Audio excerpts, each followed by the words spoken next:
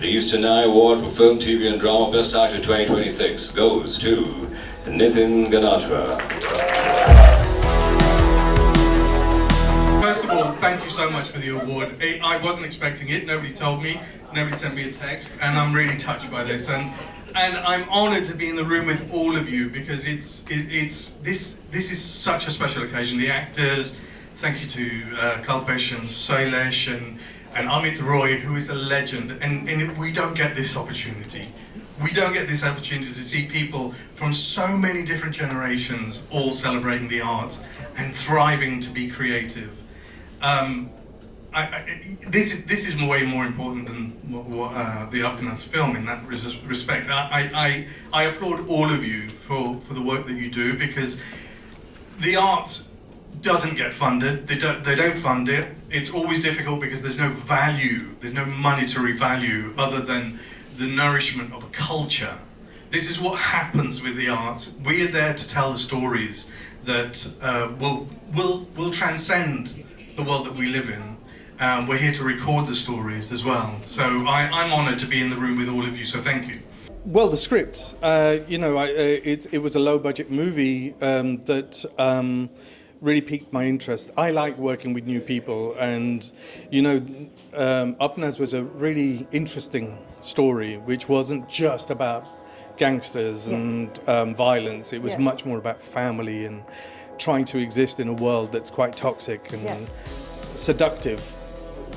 It's all about a boy who's being kind of seduced by easy money and trying to choose the right moral path. So it was a really interesting story. It was a great experience.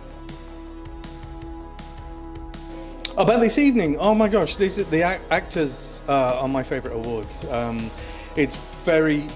We don't get a chance to be in the same room all at the same time, and creatives should be celebrated. South Asian creatives should be celebrated, but we should also be funded. And because we live in a world where it's all about corporates and making money, as artists, we're not valued in the same way.